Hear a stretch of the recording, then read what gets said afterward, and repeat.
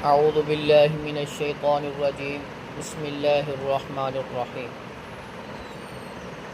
وَوَهَبْنَا لِدَاوُودَ سلیمان، ہم نے داود علیہ السلام کو سلیمان علیہ السلام عطا کیے۔ نعم العبد، بہت اچھا بندہ، انہ اواب، بے شک وہ رجوع کرنے والا ہے۔ اذ عرض علیہ، جب پیش کیے گئے اس پر، بالعشی، شام کے وقت، الصافنات الجیاد، تیز رو گھوڑے، فقال انی، پس فرمایا، انی احببت حب الخیر عن ذکر ربی، بے شک میں نے ترجیح دے دی گھوڑوں کی محبت کو اپنے رب کے ذکر سے، حتی توارت بالحجاب، یہاں تک کہ سورج بھی غروب ہو گیا۔ ردوہا علیہ، کہا ان کو پھر میرے پاس لے کے آؤ۔ فطافق مسحن، اور اپنے ہاتھ کو پھیرنا شروع کر دیا، بالسوق کی پنڈلیوں پہ، والاعناق، اور گردنوں پہ۔ وَلَقَدْ فَتَنَّا سلیمان، البتہ تحقیق ہم نے آزمائش میں ڈال دیا سلیمان علیہ السلام کو۔ وَأَلْقَيْنَا عَلَى كُرْسِيِّهِ جَسَدًا، اور ہم نے بٹھا دیا اس کی کرسی پر کسی اور جسم کو۔ ثم اناب، پھر اس نے رجوع کی۔ داود علیہ السلام نبی بھی تھے اور حاکم بھی تھے، بادشاہ بھی تھے۔ سلیمان علیہ السلام اللہ رب العزت نے عطا کیے، وہ بھی نبی تھے، وہ بھی بادشاہ تھے۔ سلیمان علیہ السلام کی بادشاہت بڑی وسیع تھی۔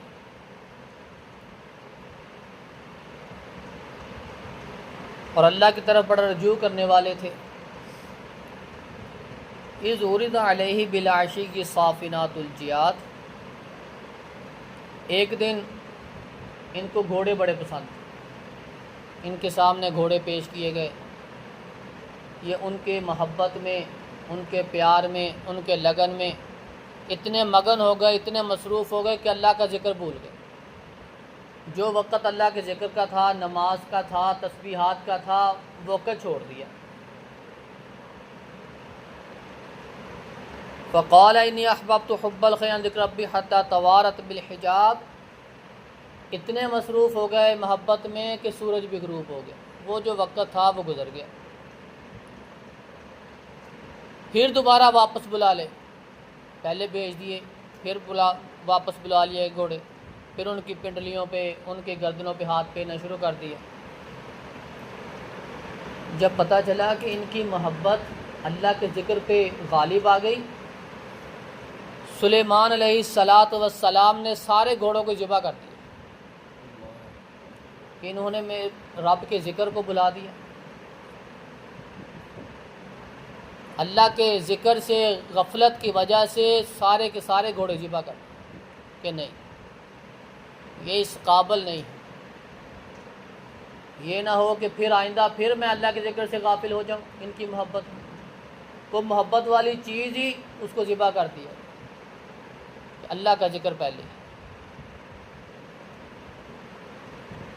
وَلَقَدْ فَتَنَّا سُلَيْمَانَ وَأَلْقَيْنَا عَلَى كُرْسِيِّهِ جَسَدًا ثُمَّ أَنَابَ، پھر ہم نے آزمائش میں ڈال دیا سلیمان علیہ السلام کو، ان کے تخت پہ کسی اور کو بٹھا دیا۔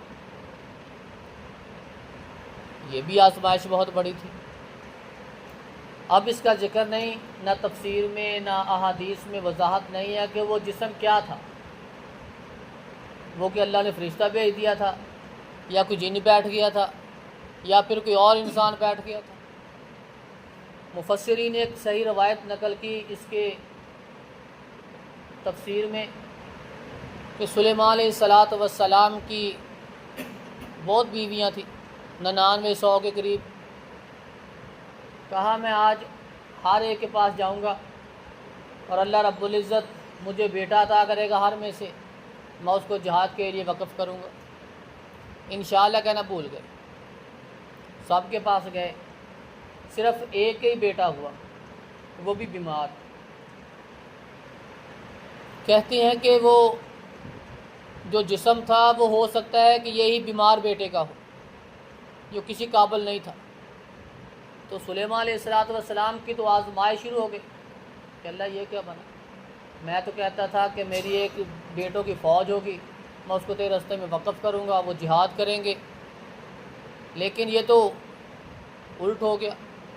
صرف اس لیے کہ انشاءاللہ نہیں کہا، اللہ کی معیشت کو ساتھ شامل نہیں کیا، اللہ رب العزت نے پھر وہ بیٹا بھی دیا تو وہ بھی بیمار دیا۔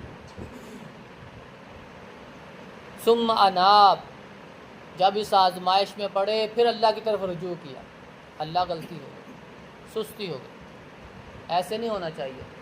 اللہ میں نے انشاءاللہ نہیں کہا، بھول گیا تھا۔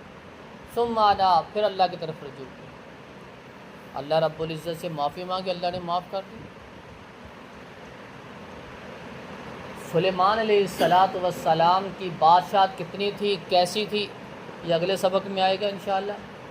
لیکن ہم اوپر جو لاگو ہے وہ یہ ہے کہ قرآن مجید ہمیں جو درس دیتا ہے ہم اس نصیحتوں کو اپناتے ہیں کہ نہیں اپناتے۔ یہی ہماری ذمہ داری ہے کہ قرآن جو نصیحت کرے، جو ہمیں سبق دے، اس کے مطابق عمل کرے۔ اللہ رب العزت سے دعا ہے کہ اللہ رب العزت ہمیں قرآن کی نصیحتوں پر عمل کرنے کی توفیق عطا فرمائے۔ سبحان ربک رب العزت۔